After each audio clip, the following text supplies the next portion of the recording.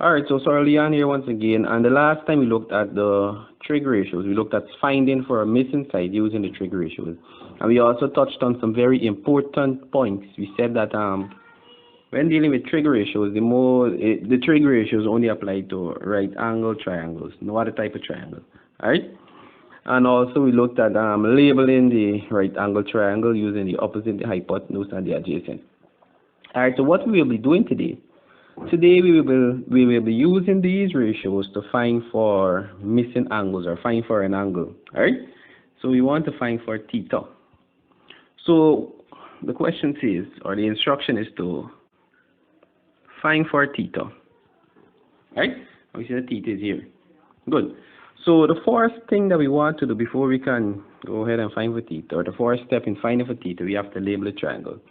Alright, so if theta is here, that means this side here will be the opposite, and this will be the hypotenuse, that's the longest side, it's always opposite the right angle, and this side will be the adjacent side. Alright, so we can see that they give us the hypotenuse and the adjacent. So let's look through the ratios to see which one has the adjacent and the hypotenuse. Alright, so we can see that cos has the adjacent and the hypotenuse, so we have to use cos to find for the angle of theta. So this here will be now cos theta is equal to adjacent over the hypotenuse. So let me just draw down this line here. Good. So now we can put in the values and find for theta. Just switch the board. Good. So cos theta will be equal to the adjacent, which is 9 over the hypotenuse, which is 12. So cos theta will have a value. When divide 9 divided by 12, that will give you a value of 0.75. So if you want to find for theta, we just gotta make theta the subject, and when we take over this cos, it will be the opposite, which is cos inverse.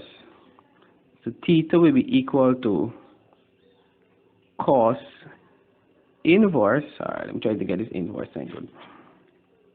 Cos inverse times 0.75. Alright?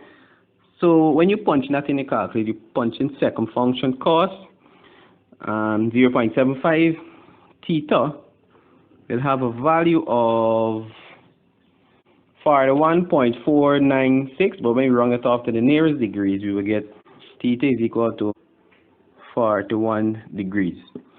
And that is how you use the trig ratios to find for angles. Alright?